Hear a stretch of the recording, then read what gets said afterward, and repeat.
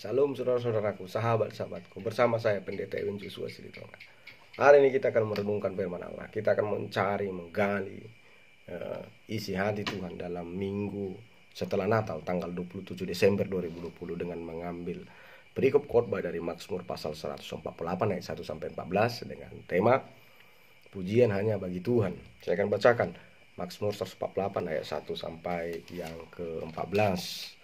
Mari kita nikmati sabda Tuhan ini. Dan kiranya damai sejahtera Allah yang melampaui akal pikiran itu yang menyertaimu dalam mendengarkan, meresapi isi hati Tuhan dalam perikop ini. Begini firman Tuhan. Langit dan bumi pujilah Tuhan. Pujilah Tuhan di sorga. Pujilah dia di tempat yang tinggi. Pujilah dia hai segala malaikat-malaikatnya. Pujilah dia hai segala tentaranya. Pujilah dia hai matahari dan bulan, pujilah dia hai segala bintang terang. Pujilah dia hai langit yang mengatasi segala langit, hai air yang ada di atas langit. Baiklah semuanya memuji nama Tuhan, sebab dia pemerintah, memberi perintah maka semuanya tercipta. Dia mendirikan semuanya untuk seterusnya dan selamanya, dan memberi ketetapan yang tidak dapat dilanggar. Pujilah Tuhan hai bumi, hai ular-ular naga dan segenap samudera raya, hai api dan hujan es, salju dan kabut, angin badai yang melakukan firman-Nya, hai gunung-gunung dan segala bukit, pohon buah-buahan dan segala pohon naras, hai binatang-binatang liar dan segala hewan, binatang melata dan burung-burung yang bersayap, hai raja-raja di bumi dan segala bangsa, pembesar-pembesar dan semua pemerintah dunia, hai teruna dan anak-anak dara, orang-orang tua dan orang-orang muda, biar semuanya memuji-muji Tuhan. Sebab hanya namanya saja yang tinggi dan luhur, keagungannya mengatasi bumi dan langit.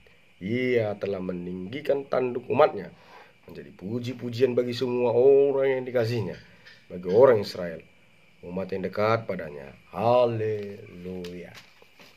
Yang pertama yang mau saya katakan sama saudara, ayat ini dibuka dengan haleluya dan ditutup dengan ayat yang ke-14 juga dengan kata haleluya. Jadi dalam ayat pertama dikatakan haleluya, pujilah Tuhan di surga, pujilah di tempat yang tinggi. Dan ditutup perikop ini dalam ayat 14 dikatakan juga, ia telah meninggikan tanduk umatnya menjadi puji-pujian bagi semua orang yang dikasihnya, bagi orang Israel, umat yang dekat kepadanya. Haleluya.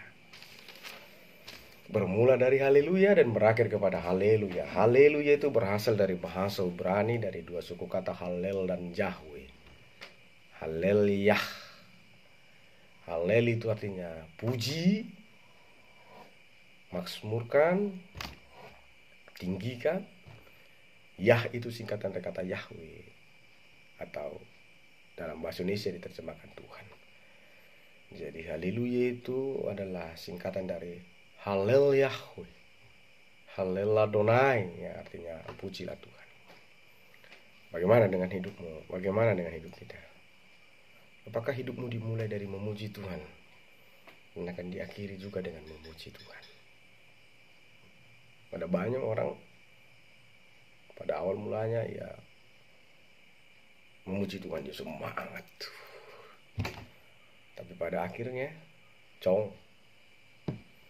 hanya karena persoalan hati yang tersakiti, ia berakhir dengan dendam. Hanya persoalan ekonomi, ia meninggalkan Tuhannya dan dia berakhir dengan murtad. Hanya persoalan yang lain-lain. Tapi ada juga seseorang yang dimulanya dia tidak mengenal Tuhan dan dia tidak haleluya, dia tidak memulai dalam memuji Tuhan. Tapi di pertengahan umurnya atau di ujung-ujung umurnya ia mengenal Tuhan. Akhirnya berakhir dalam memuji Tuhan. Haleluya. Memang sih lebih baik yang kedua. Di awalnya tidak mengenal Tuhan, tapi di akhir dia mengenal Tuhan dan berakhir dalam Tuhan.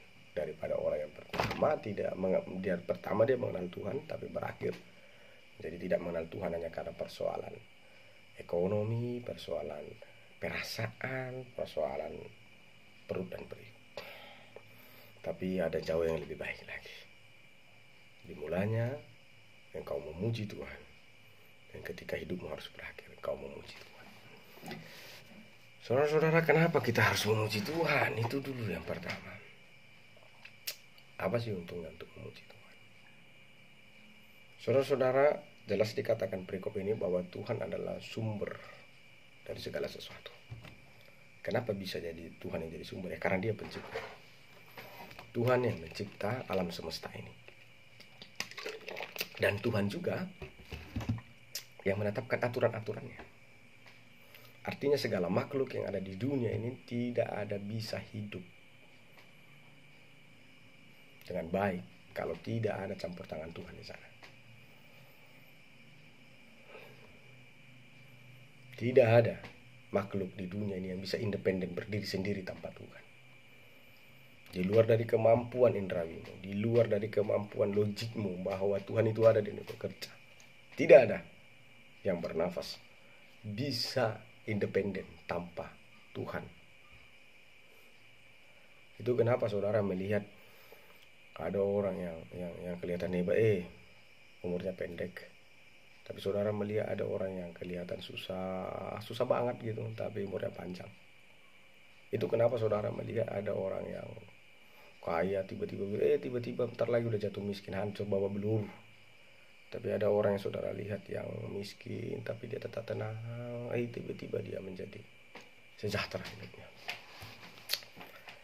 Karena segala sesuatu tidak bisa berdiri sendiri, karena Tuhan sudah buat ketetapan dan tidak terbantahkan oleh siapapun. Jadi siapa yang berjalan di luar dari ketetapan itu, ya dia akan menerima konsekuensinya.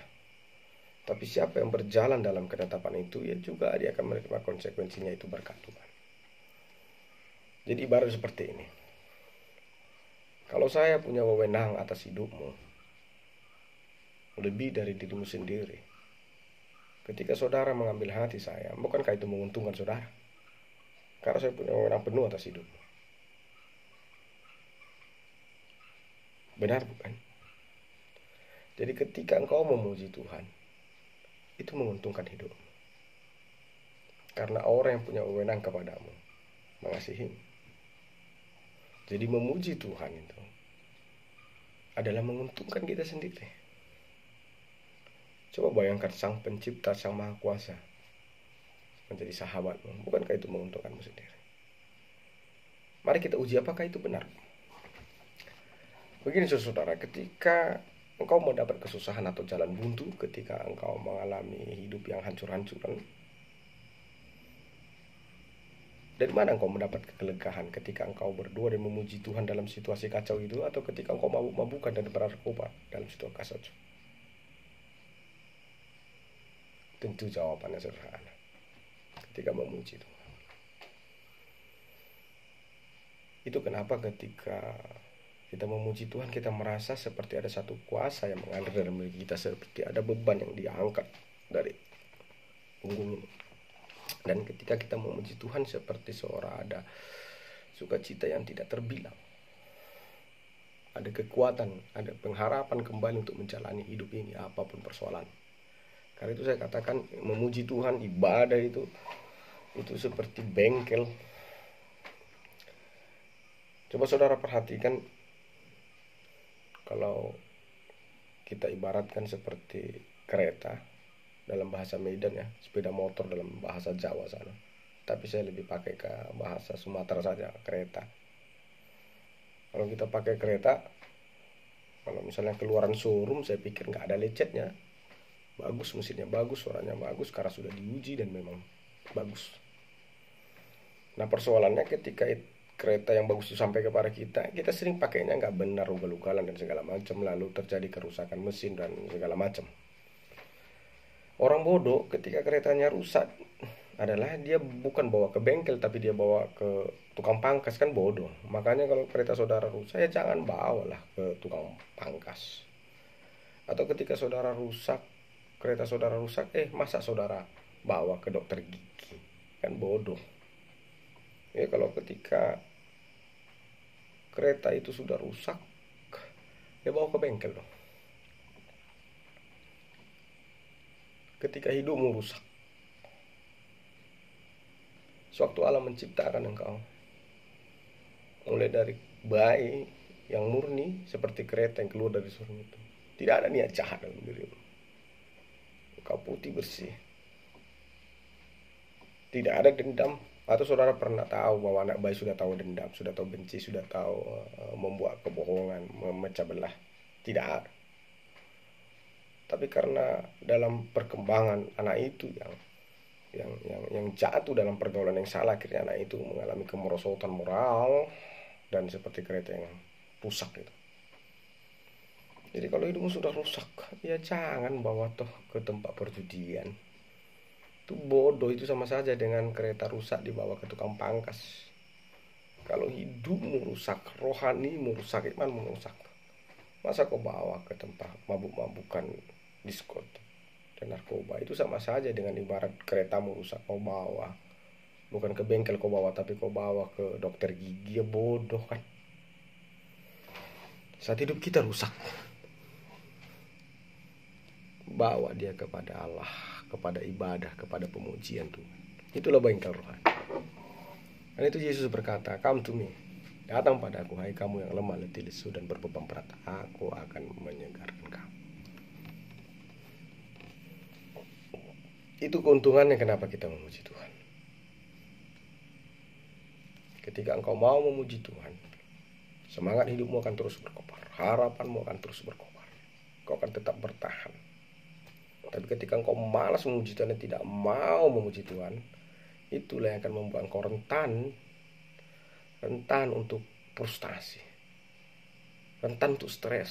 Setelah stres, iblis akan bawa lagi ke taraf yang berikutnya, stroke. Setelah stroke, iblis akan bawa lagi ke taraf yang lebih parah lagi, stop mate.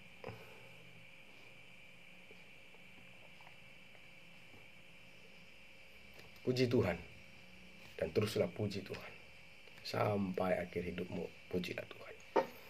Saudara-saudara, ada sedikit yang perlu kita renungkan dan menjadi sebuah studi perbandingan yang sebenarnya ini memukul kita manusia sebagai makhluk yang paling disempurnakan Allah. Kita baca dalam Alkitab. Alkitab terus bilang bahwa manusia itu adalah ciptaan yang paling sempurna dari semua yang diciptakan Allah. Kenapa ya? Karena alasannya dua. Alasan pertama, karena manusia itu diciptakan segambar dan serupa dengan Allah. Jadi rupa kita ini, wajah kita ini ya begitu gambarannya. Karena itu Yesus datang, dia nggak jadi kambing, nggak jadi harimau, nggak jadi lobar, nggak jadi bapung. Karena itu nggak segambar, tapi dia datang menjadi manusia, human. Karena memang human itu, manusia itu, kita adalah segambar. Alasan kedua kenapa kita makhluk yang paling sempurna dari semua ciptaan Tuhan, ya karena Allah menghembuskan nafasnya, rohnya, nefesim ke dalam diri manusia itu, maka manusia itu hidup. Dan alasan ketiga kenapa kita sempurna, ya karena Allah memberikan mandat untuk menguasai segala sesuatunya, ciptaannya. Ada delegasi mandat. Jadi kita adalah duta Allah, wakil Allah di dunia ini, untuk menguasai alam semesta ini. Logika berpikirnya begini. Jika ada seorang tuan, dia punya dua pembantu. Kita katakan saja pembantu A dan pembantu B. Ternyata tuan ini lebih mengasihi pembantu A daripada pembantu B. Dari segi kepercayaan, perhatian, lebih si A, si B tidak. Tetapi dalam hal menyenangkan si tuan, ternyata si A kalah dari si B. Si B yang sedikit dapat perhatian, si B yang sedikit mendapat kepercayaan, tapi dia lebih mengerti menyenangkan hati tuannya. Sementara si A yang begitu banyak mendapat perhatian dan kepercayaan, justru dia tidak peduli untuk menyenangkan hati tuannya. Menurut saudara, kira-kira kita bisa katakan apa pembantu si A ini? Kalau kita akan sepakat, kita katakan itu adalah pembantu yang tidak tahu diuntung, bukan? Kalau dalam bahasa kasarnya kita akan katakan itu adalah pembantu goblok. Benar bukan? Pembantu yang bodoh. Saudara, ketika kemanusiaanmu tidak memuji Tuhan, maka pada saat itu kemanusiaan kita akan menjadi goblok daripada binatang. Kita akan lebih rendah daripada hewan dan tumbuhan. Jadi untuk mempertahankan martabat kemanusiaan, untuk mempertahankan marwah kemanusiaan, untuk mempertahankan keunggulanmu sebagai ciptaan lainnya dengan cara memuji Tuhan. Coba bayangkan, hewan tumbuhan adalah second class dalam penciptaan, tapi mereka tahu memuji Tuhan. Burung tahu memuji Tuhan. Hewan-hewan jelata tahu memuji Tuhan. Ulat-ulat tahu memuji Tuhan. Bulan, bintang, matahari tahu memuji Tuhan. Dan mau memuji Tuhan. Dan rindu memuji Tuhan. Tapi manusia yang katanya segambar dan serupa dengan Allah, yang katanya memiliki nafas Allah, yang katanya diberikan mandat wewenang oleh Allah, dia tidak mau memuji Tuhan, tidak punya waktu memuji Tuhan, terlalu sibuk. Andai kata Anda jadi Tuhan itu, apa yang Anda lakukan kepada pembantumu si A itu? Kau sudah kasih begitu banyak perhatianmu, dia tidak memperdulikanmu. Justru orang yang tidak kau kasih yang memperdulikanmu. Kau lakukan apa kepada si A itu? Sederhananya, kalau secara kemanusiaan pasti sudah kita pecat.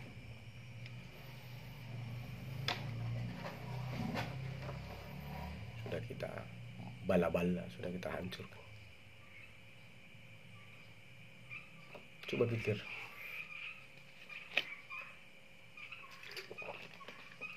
sudah berapa lama kau tidak berdoa? Coba renungkan, sudah berapa lama kau tidak memuji Tuhan? Sudah berapa lama kau tinggalkan ibadah? Sudah berapa lama kau tinggalkan gereja? Andai aku Tuhan, saudara sudah saya binasakan. Karena saya anggap tidak berguna lagi dan tidak tahu balas budi. Seperti kacang dua pada kulitnya.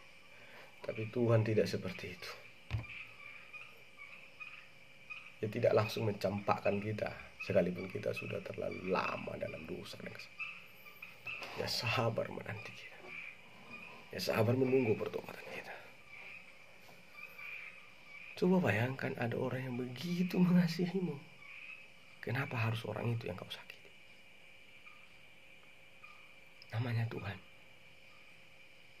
Coba bayangkan ada satu pribadi yang tidak membalaskan kejahatan yang kau lakukan kepadanya dengan kejahatan, tapi sebaliknya dia membalaskan kejahatan yang kau lakukan padanya dengan kebaikan berkat. Apakah harus orang pribadi seperti itu yang terus kita sakiti? Namanya Tuhan. Sementara orang-orang di sekitarmu yang selalu mengajakmu dan menjerumuskanmu pada kejahatan,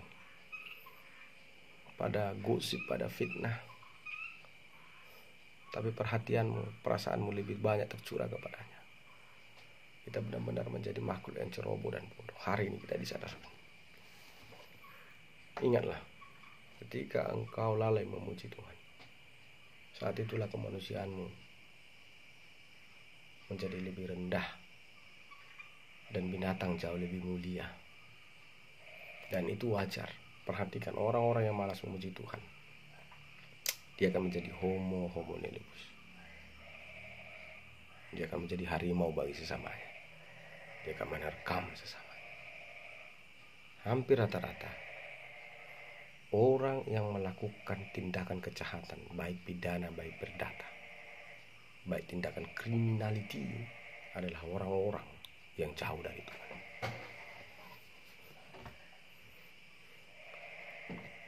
Ketika engkau membunuh, bukankah engkau lebih rendah dari binatang? Dan kenapa orang bisa membunuh? Ya karena dia jauh dari Tuhan.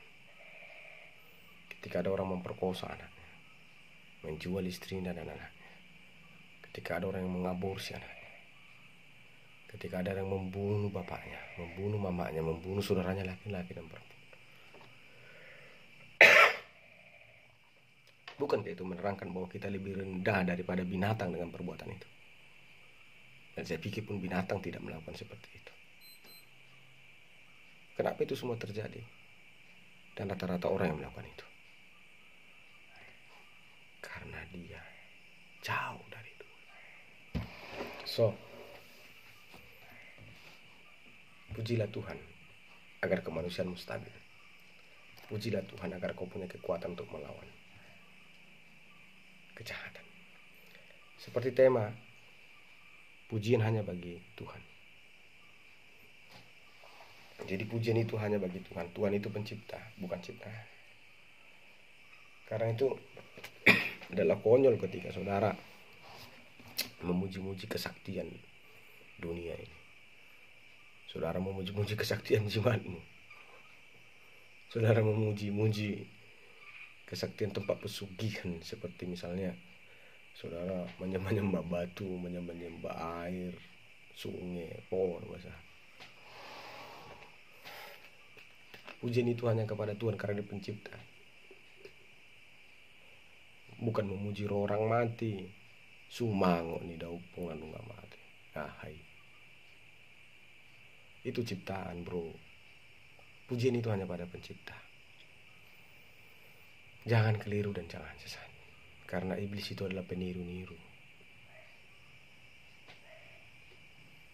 Jika engkau mengkeramatkan sesuatu, maka iblis akan masuk di sana. Dia akan meniru-niru. Lalu engkau akan disesatkan. Pujian itu hanya kepada Tuhan.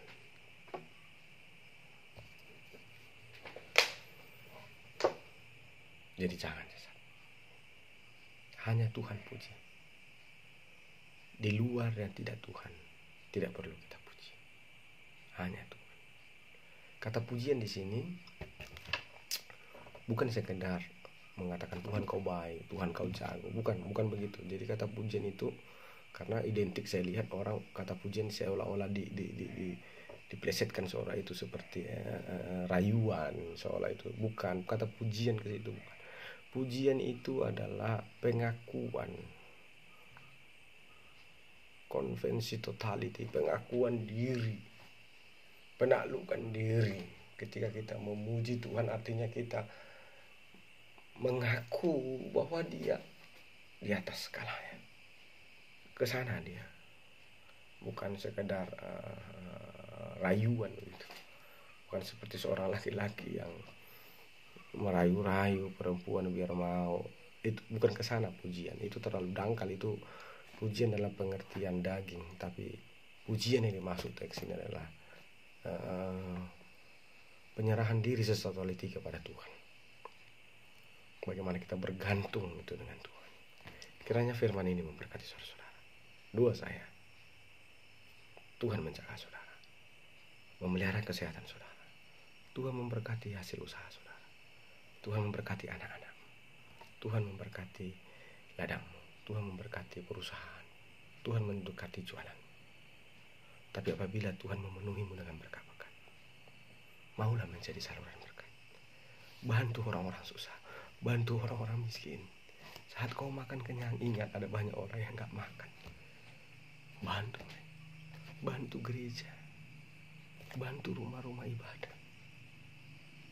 Di atas semuanya itu, doakan hamba-hamba Tuhan.